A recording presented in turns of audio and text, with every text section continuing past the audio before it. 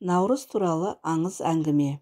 Ерте заманда қазақ елін әлсін-әлі жау шауып, ел бірде олай, бірде бұлай ауыл, мал жаны қырылып, ел басына ауыр күн туыпты. Сондай қилы да қасіретті жылдың бірінде Наурыз деген қария өзіне қарасты елін бастап, елге қамал, малға жайлы бір қоныс қопалы аймақты қыстапты.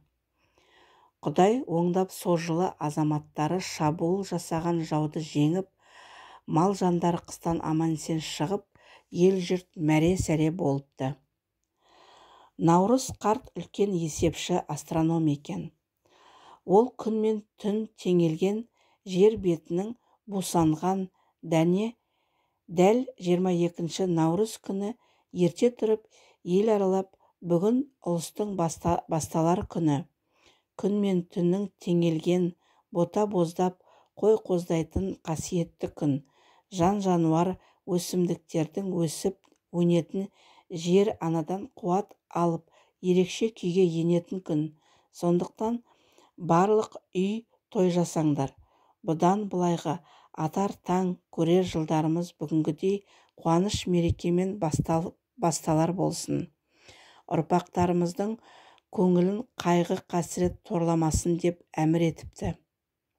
Сонда қарияға кемпірі күліп, ау шал, еліңде ашаршылық уақытта той жаса дедің. Қысылып әрең шыққан жұрт тойды несімен жасайды деп. Оған қарт күліп, тойдың қызығы байлық пен қарын тойдыруда емес, қайта көңіл көтеріп, рухани азық алуда. Көппен бірге көңілді отырып, ішкен бір ұрттам қара су мен бір аяқ көженің нарқы есерлікпен өткен, 40 күн сауықпен 40 жыл жинаған байлықтан артық. Ал енді кемпір отырмай, сен де бір қабыңның түбін қақ, депті. Қаптан бір кәрі жілікпен бірнеше кесек ет шығыпты. Оны көрген қарт кемпіріне мақтанып, жарайсың кемпірім, тұп-тура бір тойдың етін сақтапсың. Дереу қазанға сал, қазанның құлағына 4 жапырақ май қой. Оның біреуін пысқанда өзің же, біреуін үлкен балаңа бер, біреуін күйеу балаңа бер, біреуін немереңе бер. Кәрі жілікті қарияларға тарт, қалған еттерді турап көжеге салып жібер. Және көжеге арпа, бидай, тұз, құрт, айран, қатық сияқты 7 түрлі дәм қосылсын.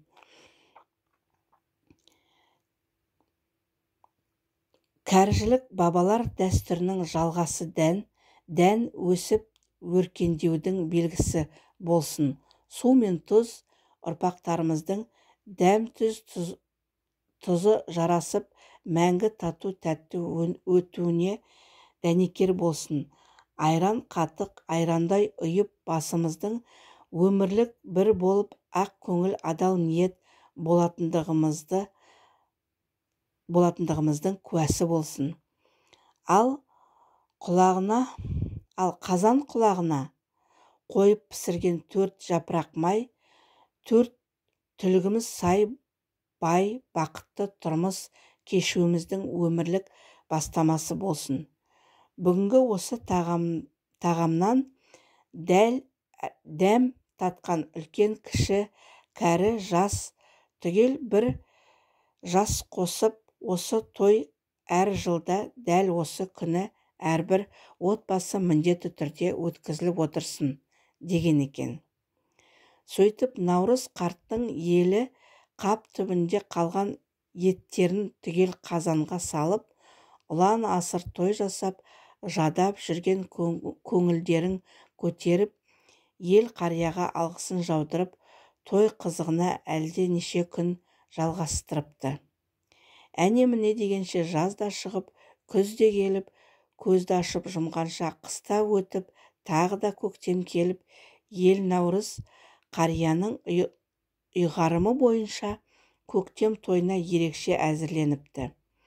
Қария бұл рет жан жаққа ат шаптыратын тойға маңдайдағы алыс жақын елдің бәрін шақырыпты.